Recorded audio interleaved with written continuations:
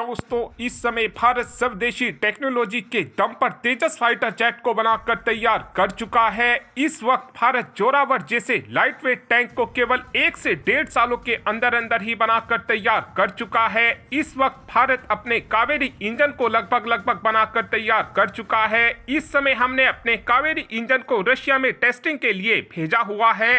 टैंकों में लगाने के लिए इस समय हम अपने डाल्टन 1500 इंजन को भी बनाकर तैयार कर चुके हैं, लेकिन अभी भी भारत किसी सेक्टर में पीछे है, तो वो है ड्रोन सेक्टर। अभी तक हम एक ऐसे ड्रोन को बनाकर तैयार नहीं कर पाए हैं जिसको हमारी सेना ने भारी संख्या में अपने बेड़े में शामिल किया हो, लेकिन आने वाले कुछ ही हफ्तों के अंदर अंदर ये सिनेरियो भी पूरी तरीके से बदलने जा रहा है, क्योंकि खबर निकलकर ये सामने आई है कि आने वाले कुछ ही हफ्तों के अंदर अंदर भारत की तरफ से अपने आर्चर एनजी ड्रोन की फर्स्ट फ्लाई को किया जाएगा।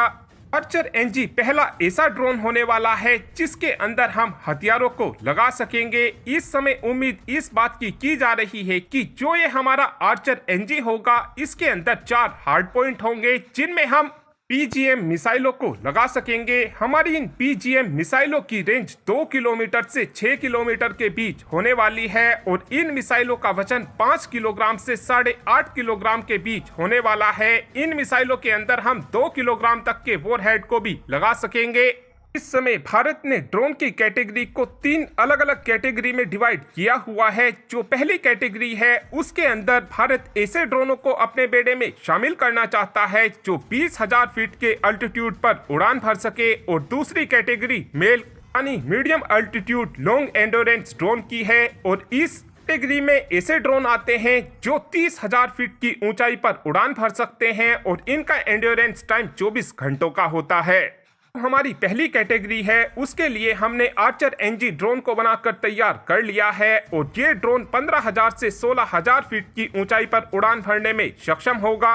इस ड्रोन के अंदर हम पिस्टन इंजन का इस्तेमाल करने वाले हैं, लेकिन जो हमारी दूसरी कैटेगरी है उसके लिए हमने हमारा तापस ड्रोन बनाकर तैयार कर लिया है। तापस ड्रोन के अंदर भी हम पिस्टन इंजन का ही इस्तेमाल करते हैं, लेकिन उसमें हमने एडिशनल टर्बो बूस्टर लगाया हुआ है, जिस कारण हमारा तापस ड्रोन समय 28,500 फीट की ऊंचाई पर उड़ान भरने में सक्षम है। साथ में हमारा ये तापस ड्रोन 18 घंटे का एंड्योरेंस टाइम भी इस समय दे सकता है, लेकिन इन तापस ड्रोन को हमारी सेना अभी अपने बेड़े में शामिल नहीं कर रही है। इन ड्रोनों की जगह पर हमारी सेनाएं हर्मिस 900 ड्रोन को अपने बेड़े में शामिल कर रही हैं। लेकिन आपको ये बात जानकर काफी ज्यादा हैरानी होगी कि अब से कुछ ही महीनों पहले हमारी सेना की तरफ से इन हर्मिस 900 ड्रोनों की टेस्टिंग की गई थी, और जो इजराइल की तरफ से अपने कैटलॉग में बताया जाता है कि हमारा हर्मिस 900 ड्रोन 30,000 फीट की ऊंचाई पर उड़ान भर सकता है। हमारी सेना की इस टेस्टिंग के दौरान हर्मिस 900 ड्रोन ने अपनी आई गई रिक्वायरमेंट को पूरा नहीं किया है।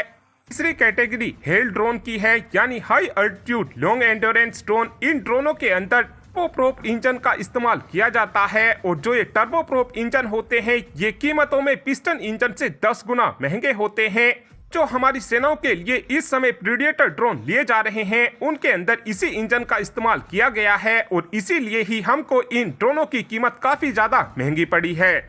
समय हम पहली और दूसरी कैटेगरी के ड्रोनों को तो बनाकर तैयार कर चुके हैं, लेकिन अब ये देखना अहम होगा कि भारत की तरफ से कैटेगरी के हेल ड्रोन को कब तक बनाकर स्वदेशी टेक्नोलॉजी के दम पर तैयार किया